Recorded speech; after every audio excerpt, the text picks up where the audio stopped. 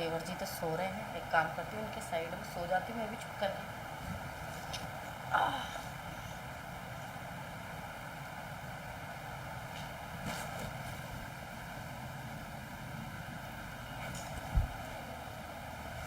भाभी जी, भाभी जी, हाँ हाँ देवर जी।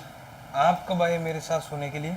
और मैं मुझे टाइम का पता नहीं मैं कब आई थी सोने। भाभी जी, आप अपने रूम में जाके सोए ना। यहाँ अच्छा नहीं लगेगा मेरे साथ। कुछ गड़बड़ हो गई तो फिर दिक्कत हो जाएगा। क्या देवर जी, आधी रात को आप क्या बातें लेके बैठ गए? अब क्या गड़बड़ होएगी? ठीक है, तो फिर आप सो जाइए, मैं बाहर हॉल में जाके सो जाता हूँ, ठीक है ना? क्यों? आपके साथ मैं कैसे सो सकता हूँ? आप पागल वागल तो नहीं हो गए हो? अब देवर जी, आपको तो पता है कि शुरू से ना मुझे ना कितना डर लगता है अकेले सोना ना। मुझे ऐसा लगता है पता नहीं क्या ही हो जाएगा मेरे साथ रात में। और आज तो तुम्हारे भैया नहीं है, जब जब तुम्हारे भैया नहीं होते तो तुम्हें पता है ना मुझे कितना डर लगता है अकेले सोने में। इसीलिए मैं आ गई सोने। फिर क्या हो गया? अगर भाभी जी, मुझे ना, आपको पता ना बीमारी है रात में चलने की, तो फिर कुछ गड़बड़ हो गया तो फिर दिक्कत हो जाएगी ना। इसीलिए बोल रहा हूँ आप अपने रूम में जाके सो जाइए ना, नहीं तो फिर कांड हो जाएगा। और आप मेरी भाभी हो, मुझे कुछ समझ में नहीं आ रहा है। मुझे तो ये समझ में नहीं आ रहा देवर जी, आपको पता नहीं मुझसे डर क्यों लग रहा है। मैं कोई भूत थोड़ी हूँ। भूतों से तो डर मुझे लगता है अकेले सोने में। लेकिन आप ना बातें बता रहे हैं आधी रात को और मेरी नींद भी खराब कर दी आपने। कितनी अच्छी नींद में सो रही थी मैं। अब क्या करना है? भाभी जी, तो फिर ठीक है, आप मेरे कमरे में सो जाइए और मैं हॉल में जाके सो जाता हूँ। वैसे वहाँ भी सोफ़ा लगा हुआ है, तो मैं आराम से वहाँ सो जाऊँगा और आप ना आराम से मेरे कमरे में सो जाओ। नहीं तो मुझे पता है कि रात में कुछ ना कुछ कांड जरूर होगा, इसीलिए मैं आपको मना कर रहा हूँ। क्या कांड होगा भला? आप कोई मेरा गला तो दबाने नहीं वाले, कोई भूत थोड़ी हो जो गला दबा दोगे मेरा। और वैसे भी अगर मुझे आपके कमरे में सोना होता अकेले तो मैं अपने रूम में ही सो जाती, यहाँ क्यों आती? और आप हो कि जिद पकड़ ली सोफे पे सोना है, सोफे पे सोना है। सोफे पे सोने जाएंगे तो मैं यहाँ अकेले थोड़ी सोऊंगी, फिर मैं भी आपके साथ चलूंगी हॉल में सोने। भाभी जी, वो पता है गला तो नहीं दबेगा, मगर दरवाज़ा जरूर खुल जाएगा मेरे से। इसीलिए बोलता हूँ कि है ना, आप सो जाइए, मेरे को बाहर जाने दीजिए। दरवाजा खुल जाएगा?